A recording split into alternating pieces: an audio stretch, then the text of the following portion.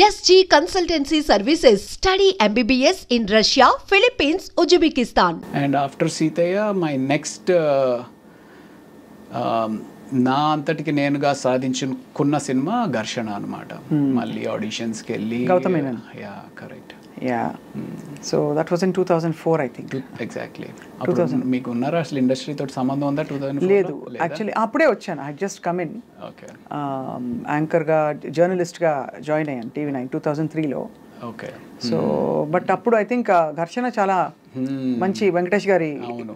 So Venkatesh గారి కాంబినేషన్తో మీకు చాలా ఇది మంచి ప్రముఖ పాత్ర అందులో. అవును అవును. So obviously tell us about that experience ఎలా ఉండేది? అంటే ఫస్ట్ డే మేము ఇక్కడ ఫిల్మ్ నగర్లో ఏదో బిల్డింగ్ మీద చేస్తూ ఉన్నాం అనమాట. అది ఎన్కౌంటర్ అయితే ఆయన వచ్చారు కంప్లీట్ టైట్ షర్ట్స్ తోటి. ఐ మీన్ చిన్నప్పటి నుంచి ఏంటబ్బా ఏం చేస్తారమ్మా అలా సేమ్ ఎగ్జాక్ట్లీ అలాగే అనుకుంటే అలా అనుకుంటే వచ్చి రెడీగా షార్ట్ రెడీగా చేసేద్దామా అని చెప్పేసి హడావిడికి వస్తే, బట్ నాకేంటి అంటే చిన్నప్పటి నుంచి ఒక పెద్ద స్క్రీన్ మీద ఒక విగ్రహాన్ని చూస్తున్న విగ్రహం ముందుకు వచ్చింది అనుకోండి ఎలా ఉంటుంది. బట్ చాలా కూల్గా ఉన్నారు. ఆయన చూడడమే ఒక థ్రిల్లింగ్ ఎక్స్పీరియన్స్ అనిపించింది అనమాట నాకు.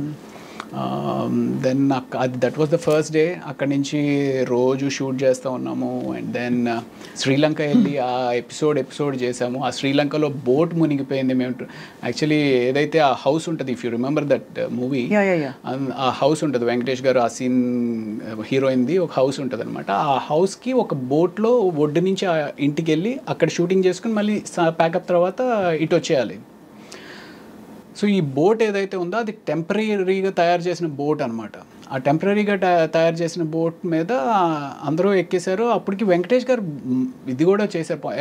ఎంతమంది పట్టొచ్చు అది ఇంట్లో అంటే, సార్ 15 మంది పట్టొచ్చు సార్ అన్నాడు. 15 మంది ఎంతమంది ఉన్నాం మనం ఎంతమంది ఉన్నామంటే, సార్ 16 మంది ఉన్నామండి, ఇంకో 4 దింపేశానండి ఎక్కువ ఉంటే అని చెప్పేసి అతను అన్నాడు. సో బోట్ స్టార్ట్ అయింది.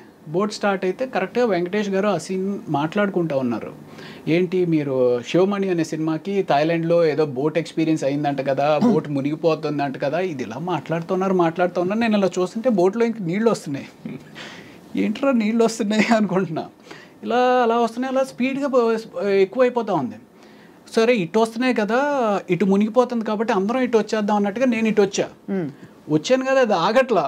అలాగే నీళ్ళు వచ్చేస్తున్నాయి అని అరుస్తూ ఉన్నాం. ఇంతలో ఇటు వచ్చాము, అది విత్ ఇన్ సెకండ్స్ మొత్తం టాపులు అయిపోయింది. మీరు పడ్డారు? టాపులు అయిపోయింది. బోటు పైన ఎవరు లేరు. బోటు తిరగబడిపోతే మనుషులందరూ బోటు కింద ఉన్నారు. ఏంటి వెంకటేష్ గారు ఆ సీన్ మొత్తం క్రూ, కెమెరామ్యాన్. అయితే అందరికి ఈత వచ్చా అండి? ఎవరికి? ఒక్క కెమెరామ్యాన్ గారికి వచ్చు. క్రిటికల్గా ఇంజ్యూర్ అయ్యి ఒక 3 రోజులు షూటింగ్ అయిపోయింది ఆ కెమెరామ్యాన్ గారి వల్ల. అయ్యా. ఎందుకు అంటే మేమందరం ఆ బోట్ ఎప్పుడైతే తిరగబడిపోయిందో, లక్కీగా ఏంటంటే బోట్ మునగల, తిరగబడిపోయి ఇట్ వాస్ హోల్డింగ్ అనమాట. సో ఎవరికాళ్ళు బోట్ పట్టుకుని నిలబడ్డాం. ఈ కెమెరామ్యాన్ అనే అతను లోపల ఎక్కడో ఆయన షర్ట్ దేనికో హుక్ అయిపోయి ఉంది. సో అందరూ వచ్చారు. ఆ సీన్ వాళ్ళ ఫాదరు, అవును కెమెరామ్యాన్ అంటే అదిగో అక్కడ కాల్ కనపడుతుంది అని చెప్పి పూల్ చేస్తుంటే రావట్లా. మొత్తానికి లాగి పైకి ఎక్కిస్తే ఆయనకి స్పృహ లేకపోయేటప్పటికి CPR చేసి ఆయన మీరు కాపాడారు కదా. అమ్మయ్య, డాక్టర్ చదివినందుకు మీరు అదో తృప్తి నిజంగానే. ఇప్పుడు అయిపోయింది కాబట్టి నవ్వుకుంటున్నామండి. But imagine what could have happened. Correct. Was it very deep? ఇది అంటే 30 feet ఇట్ వాస్. 30 feet చాలండి. మనం ఎంత ఉంటాం, ఎంత కష్టపడినా కూడా 6 గంటలు ఉండం కదా. అంతే. మనకేం పెద్ద డీప్ అవసరం లేదు. ఒక 7 అడుగులు ఉంటే చాలు పోవడానికి. అది 7 అడుగులు కూడా అవసరం. ఆ బోట్ ఇప్పుడు షర్ట్ని పట్టుకుంది, పైకి రాలేకపోతే చాలు కదా. అది 5 అడుగుల్లో పైకి రాలేకపోయినా అయిపోయి ఉండేది. ఇట్స్ వెరీ స్కేరీ అండి, very scary. Correct. After that ఏంటి, did you suspend the shoot? లేదు, ఒక 1 day బ్రేక్ ఇచ్చారు. ఆ తర్వాత అప్పుడు డిసైడ్ అయిపోయి ఉంటారు, హర్ షూటింగ్ మే ఏక్ డాక్టర్ హోనా చాహియే అని. ప్రాబబ్లీ అలాంటి ఎక్స్పీరియన్స్ ఇంకొకసారి కూడా అయింది. బట్ కాదు, ఆయనకు CPR చేశారా మీరు? నేను చేయలేదు. ఆ అసిస్టెంట్ కెమెరామ్యాన్ ఒక అతను ఉన్నాడు, అతను చేశాడు. మీరు డాక్టర్ కదా. అంటే నేను అప్పటికి ఇంకా పైకి రాలా.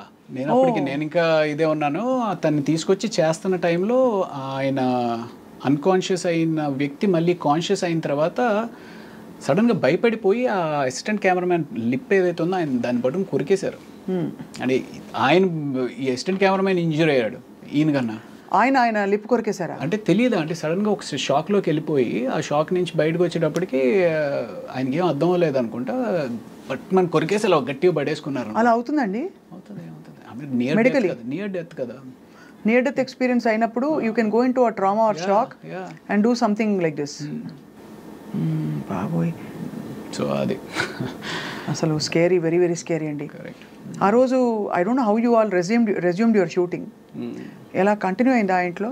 ఆ రోజు అవ్వలేదు, నెక్స్ట్ డే గ్యాప్ ఇచ్చి ఆయన కంప్లీట్గా రికవర్ అయిన తర్వాత, కెమెరామెన్ రాజశేఖర్ గారు ఆయన పేరు, రాజశేఖర్ గారు రికవర్ అయిన తర్వాత ఆ తర్వాత రోజు నుంచి మామూలు యాజ్ ఇట్ ఈస్. దెబ్బతో ఇంకా అసలు థాయిలాండ్ వద్దు, షూటింగ్ వద్దు, శ్రీలంక అంటే శ్రీలంక వద్దు, షూటింగ్ వద్దు, బోట్ వద్దు అనుకుంటారు ఎవరైనా అనుకుంటారు. బట్ నిజంగా ఇవన్నీ అసలు చెప్పలేమండి ఎప్పుడు ఏం జరుగుతుందో. సో ఆ తర్వాత అఫ్ కోర్స్ మీరు మళ్ళీ ఇంకో సంఘటన ఉందని చెప్పారు. ఇంకోటి ఈ మధ్య అమ్మమ్మ గారి ఇల్లు అని చెప్పి ఇక్కడ రామోజీ ఫిలిం సిటీలో షూటింగ్ చేస్తూ ఉన్నాం అనమాట. ఆయన చిరంజీవి అని చెప్పి ప్రొడక్షన్ అతను అసలు ఎంత బాగా పలకరిస్తాడంటే అండి, నేను ఆమె ఇప్పుడు తలుచుకున్నా సరే నాకు ఏడుపు వచ్చేస్తా. సార్ కొంచెం కాఫీ తీసుకొస్తాను సార్ కొంచెం అని చెప్పి అలా తీసుకొచ్చి ప్రేమగా సర్వ్ చేయడం అనమాట. భోజనం చేస్తాను, సార్ ఈ కూర ఉందండి అద్దరిపోయింది కొంచెం వేసుకోండి సార్ కొంచెం, అంత ప్రేమగా ఉండేవారండి. ప్లస్ అమ్మమ్మ గారి ఇల్లు అనేది మేము ఆల్మోస్ట్ అప్పటికి ఒక 20 days ఏదో చేస్తూ ఉన్నాము. అందరి మధ్య ఒక బాండింగ్ వచ్చేసింది. ఆయన ఇలాగ మాకు సర్వ్ చేస్తూ ఉన్నాడు. సర్వ్ చేస్తా కూడా అన్కాన్షియస్ అయిపోయాడు. అన్కాన్షియస్ అయిపోతే ఇదేంటి ఇలా అన్కాన్షియస్ అయిపోయాడని చెప్పి నేను వెళ్ళి పరిగెత్తుకుని చూస్తూ ఉన్నాను. చూస్తున్న అతనికి చెయ్యి ట్విస్ట్ అయిపోతుంది. వెంటనే నేను పట్టుకున్నాను, కానీ ముందు పడుకోబెడదాము అంటే సడన్గా లో బీపీ కానీ ఏదైనా అయిందని చెప్పి కింద పడుకోబెట్టాం. అయిన ఇంట్లో 108కి ఫోన్ చేసాం, కానీ ఏమైందండి? సింకోప్ కాదు, ఆయనకి ఇది బ్లడ్ హెమరేజ్ అయింది. Oh my god. అదే బ్రెయిన్ హెమరేజ్. Very scary. విపరీతంగా చాలా అంటే I couldn't control myself. విపరీతంగా ఏడుపు వచ్చింది. అంటే కళ్ళ ముందు అలా మనిషి చచ్చిపోవడం అనేది దట్ వాజ్ జరిగినాయి. కానీ హాస్పిటల్లో కూడా దిస్ వాజ్ లైక్ అంత దగ్గరగా ఉన్న వ్యక్తి. But what ever it is, అంటే ఇది ఒక ఈవెంట్ఫుల్ లైఫ్ ఇది ఇలా చూస్తే మీరు. ఘర్షణ నుంచి మొదలుకుని తర్వాత అతడు also you played a very good role. అవును.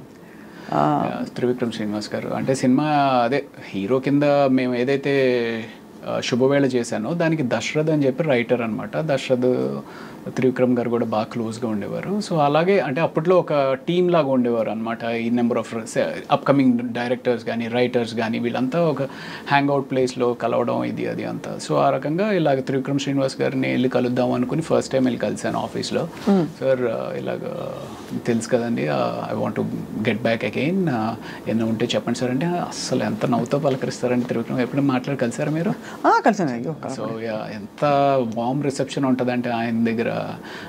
సో ఆయన వెంటనే చెప్పారు మనం చేద్దాం రవి అని చెప్పేసి అతడు సినిమా ఆఫర్ వచ్చిందనమాట. ఐ మీన్ ఈ సినిమాలు, ఈ మెయిన్ సినిమాలు అన్నీ కాకుండా అసలు మొత్తం ఎన్ని సినిమాలు చేశారు రవి గారు?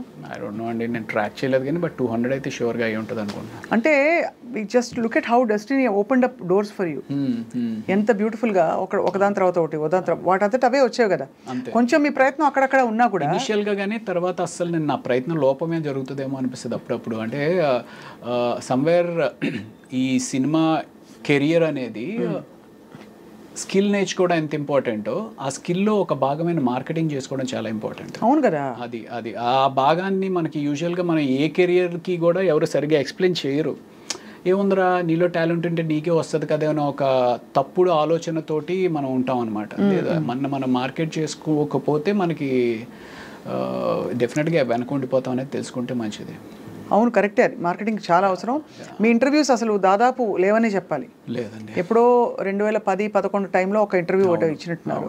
ఇప్పుడు ఆ తర్వాత ఇదే ఇంటర్వ్యూ. నాకంటే అదే మన గురించి చెప్పుకునేది అంత ఏముంది అనిపిస్తుంది. ఒకటి, రెండు ఐ మీన్ ఇప్పుడు దానికి తోడు తమ్నైల్స్ మరీ దారుణంగా పెట్టేస్తారు. మనం ఒకటి మాట్లాడితే ఒకటి పెడతా ఉంటారు. ఆ తమ్నైల్స్ చూసి భయం వేస్తూ ఉంటుంది. అన్ని యూట్యూబ్ ఇంటర్వ్యూస్ ఎక్కువైపోయినాయి. ఇప్పుడు అదే మా వాళ్ళు పెడతారు ఎలాగో. ఆ రోజు చిరంజీవికి ఏమైందంటే అని. ఏ చిరంజీవి చెప్పరు కాబట్టి. సో ఈ తమ్నైల్స్ చూస్తే నాకు సగం భయం వేసి అసలు ఈ యూట్యూబ్ ఇంటర్వ్యూస్ అనేది లేదు. మేము మంచోళ్ళం, will try to be good people. లేదండి, జనం కూడా అట్రాక్ట్ చేయాలంటే చెప్పాలి, ఏదో ఒకటి కాంట్రవర్సీ ఉండాలి, కాన్ఫ్లిక్ట్ ఉండాలి. లేకపోతే జనం యూనో అసలు మన వైపే తిరిగి చూడరు. నేనేమో నాన్ కాంట్రవర్షియల్, ఎవరితోటి గొడవలు పెట్టుకుని ఎందుకు అనిపిస్తుంది. సో అందుకని ఎలాగో ఇంట్రెస్ట్ ఉండదు కదండి ఇవ్వను ఇంటర్వ్యూస్.